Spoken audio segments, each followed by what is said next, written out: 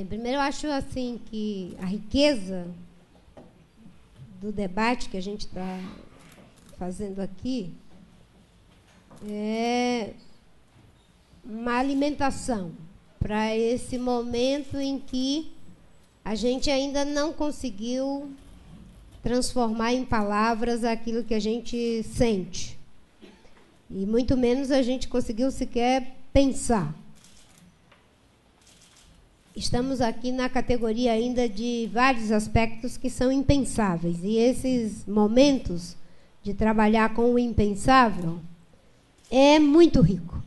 Nos coloca muitas possibilidades. Então, eu já digo aqui da minha alegria de ter a manifestação da fala de cada um, com a riqueza explorando aqui a particularidade, a singularidade do olhar e da escuta de cada um para esse momento que a gente está vivendo. Eu, um dia desses, me deparei com uma pergunta, assim. Senadora, a senhora foi surpresa pelas manifestações de junho e eu fiquei diante de um dilema. Se eu digo que não, eu vou mentir. Se eu digo que sim, que eu fiquei surpresa, eu estou mentindo. Se eu digo que não, eu estou sendo pretensiosa. Mas, como não foi uma surpresa, então, eu, em vez de ser uma mentirosa deliberada, eu vou ser uma pretensiosa injustiçada, porque eu estou há 3 anos dizendo que tem uma borda que estava se tornando em torno de um núcleo estagnado, de uma lógica de poder pelo poder, de dinheiro pelo dinheiro, enfim, e essa borda estava num movimento de encapsular esse centro. E, quando eu falava isso, o ano passado, foram mais ou menos 129 palestras no Brasil inteiro, falando sobre desenvolvimento sustentável e alguma coisa, pediatria, psiquiatria, enfim, qualquer coisa, e desenvolvimento sustentável. E, em todas essas palestras, era para falar da questão do desenvolvimento sustentável, que era sempre precedido de uma avaliação de que o modelo precisa mudar porque nós estamos em uma grave crise, que eu chamo de uma crise civilizatória, que se constitui de múltiplas crises, econômica, social, ambiental, política e de valores. E que essa crise não tem como ser enfrentada por um grupo, por um partido, por uma pessoa, que é um esforço que deve ser da humanidade, da civilização. Uma coisa é falar disso como um sentimento, uma intuição, em parte, na realidade do Brasil. Porque o que acontece em vários lugares do mundo, como disse o Vladimir, empresta para esse processo uma característica global. Portanto, o desconforto e o mal-estar da presidente ou dos políticos, das organizações, ele não é pequeno, mas não seria tão doloroso se fosse entendido como o espírito de uma época. Há algo que está acontecendo no mundo e não haveria-se de esperar que no Brasil fosse diferente, que o Brasil virasse uma cápsula completamente fora de tudo que está acontecendo no mundo. Em alguns lugares estão lutando pela democracia, em outros lugares para democratizar a democracia, aonde a demanda aumentar a participação e melhorar a qualidade da representação. E, obviamente, que para algo que, no meu entendimento, nessa polifonia de vozes, nesse mosaico de propostas que estavam colocadas nessas manifestações, tem um ponto em comum e que não pode ser desconsiderado sob pena de perdermos o que há de mais importante em tudo isso. As pessoas foram para as ruas, com exceção da meia dúzia que foi ali para, ou porque estavam infiltrados para fazer aquilo, ou por, enfim, uma ação violenta, enfim, alguns até de delinquência, mas outros uma expressão violenta do exercício da política. A maioria das pessoas estavam ali claramente dizendo: nós queremos um mundo melhor. O que une todo mundo é a busca de um mundo melhor, de um outro mundo possível. Essa é a energia mais importante que está colocada nesse mosaico de propostas, de bandeiras, nessa polifonia de vozes, nesses sujeitos com tantos olhares e escutas diferentes. Bem, se temos uma borda que está se formando em torno de um núcleo estagnado no mundo e no Brasil, não é diferente? Essa borda ela está em processo de conformação e ela tem mesmo uma característica primária. Qualquer conformação primária tem algo de violência, tem algo de gozo, tem algo de dito e de não dito. E o que está acontecendo tem essas características. As pessoas estão no movimento primário de se colocar umas ao lado das outras para dizer o seguinte: eu não concordo com nada disso que está aí da forma como está, ou isso não me representa. Agora, eu perto de você tenho mais coragem para dizer isso. Eu não sei como deve ser, ainda não tenho a resposta, mas a gente juntos aqui, a gente pode fazer uma demonstração em ato daquilo que nós ainda não somos capazes de transformar em palavras. E as pessoas estão atuando, literalmente atuando, colocando as suas questões no campo da atuação. Não é uma atuação simbólica, é uma atuação de fato. Essa atuação de fato, ela trouxe para nós uma desdita. Aí eu concordo com o Morrone. É uma desdita não só para os partidos, não só para os governos, mas também para as formas de organização que se intitula representantes da sociedade civil, a dita sociedade civil organizada. Os que não estão organizados estão também dizendo o seguinte: tudo bem, você está organizado, você tem o INESC, você tem alguma forma de expressão, de participação. Agora, nós não temos. E o que está aí, parem de dizer que isso representa a todos nós. Tem essa história do mal-estar, do desconforto, do não me representa, da desautorização, mas também tem o prazer e o conforto de poder dizer: eu me represento, eu me represento. Eu pego o meu cartaz e eu posso dizer é saúde, o outro diz é transporte, o outro diz é educação, o outro diz é segurança. Eu me represento. Acho que tem algo que une as pessoas, essa ideia de um mundo melhor, tem esse encontro na busca de respostas para questões concretas, muito sentidas, mas no país do futebol, durante a Copa das Confederações, às vésperas de 2 grandes eventos para a nossa cultura do esporte, as pessoas poderem priorizar que querem um atendimento de saúde, querem um atendimento nas escolas, querem um atendimento nos transportes, querem atendimento de segurança no padrão que estão dando a FIFA, ou a construção dos estádios com recursos não necessariamente bem aplicados, é algo fantástico.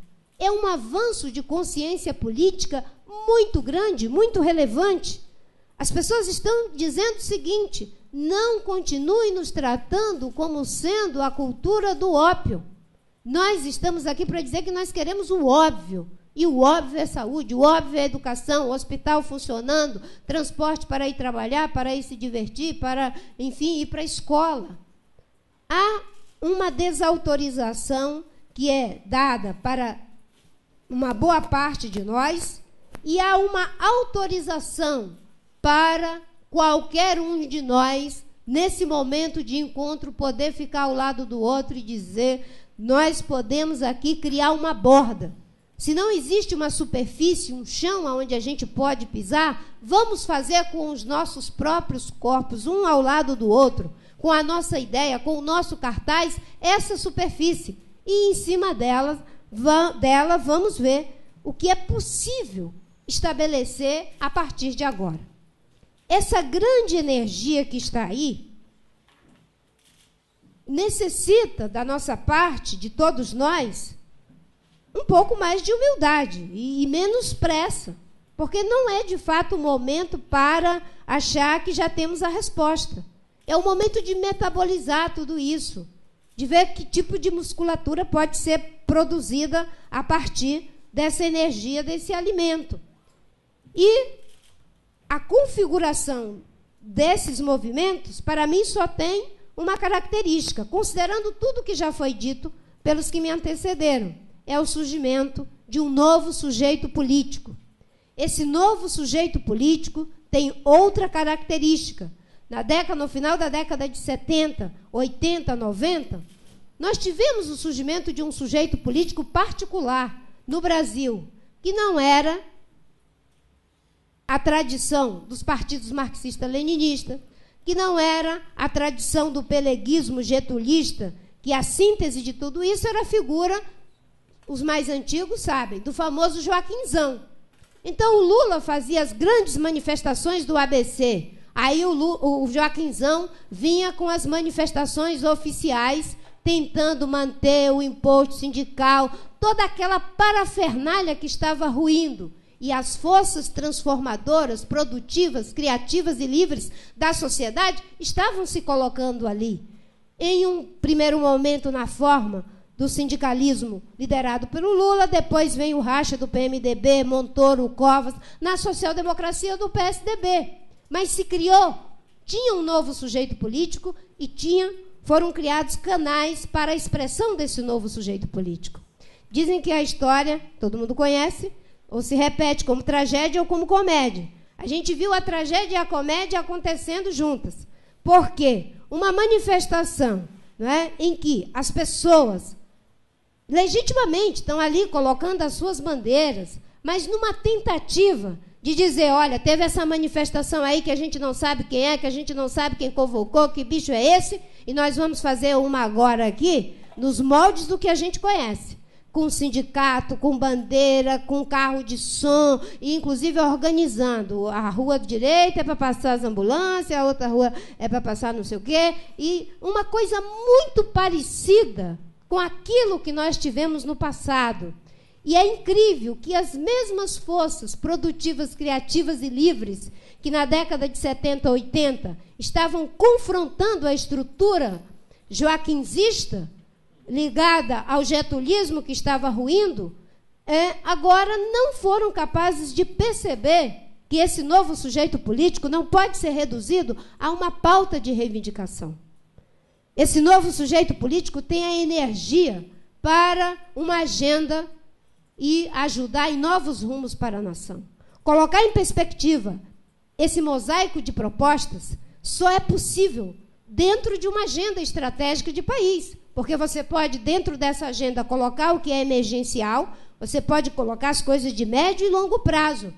E é correto a ideia da reforma política. Agora, a reforma política virou a mini-reforma política, sinceramente, para dizer que pode ir ficha suja para ser candidato, a prestação de conta do fundo partidário nem precisa fazer, vai receber o fundo do mesmo jeito, substitui-se o parlamentar que trabalhou, que foi o Henrique Fontana, por uma reforma nos termos antes do movimento, que era razoável, por algo que é completamente impensável depois de tudo que aconteceu. Então, tem um movimento de tentar encapsular a borda.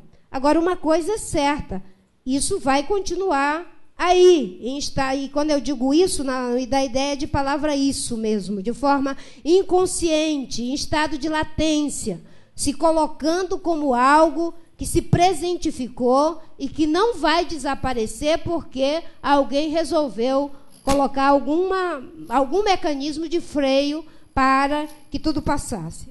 É um processo de desautorização que está acontecendo, um processo de desidentificação. As pessoas que não estão identificadas com a crise, com a estagnação, elas estão se movimentando no sentido de constituir algo novo. E não se identifica mais com o processo que está aí, como já foi dito com muita competência pelos que me antecederam. Há uma desadaptação, uma descontinuidade dos processos que estão aí. E, com certeza, não vamos ter a reedição dos moldes conhecidos do ativismo dirigido pelo partido, pelo sindicato, pela UNE, pelas ONGs, pelas lideranças carismáticas. Esse novo sujeito político, ele requer uma nova visão, ele requer novos processos e novas estruturas. Essas novas estruturas estão em conformação, esses novos processos estão em conformação, e a criação de uma nova linguagem. Essa nova linguagem, ela está sendo produzida. Agora, ela virá a partir da capacidade que tivermos de significar tudo isso que aconteceu. Eu, para concluir, o Capô me colocou não à toa bem de frente aqui, porque eu poderia extrapolar, todo mundo cumpriu o horário. Eu diria que nós estamos vivendo hoje, pelo menos, nessa ideia de democratização da democracia, uma espécie de democracia prospectiva.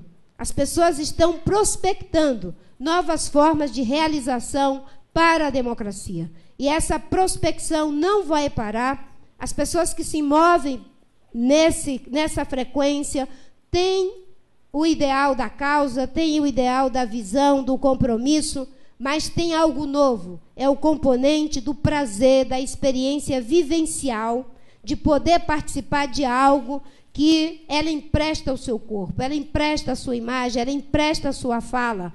É um momento de ressignificação de conceitos também. Nós trabalhamos muito até agora com a ideia da opção. Estamos saindo do optei para o momento da escolha.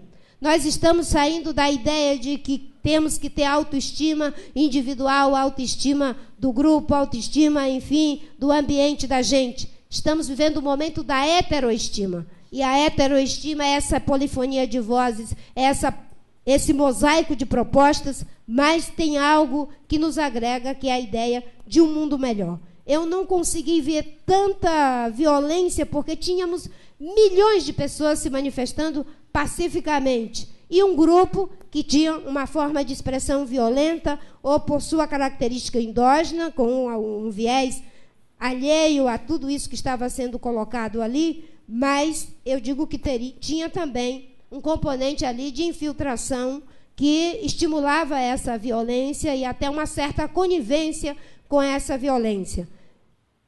Já cheguei a 17 minutos. Obrigada.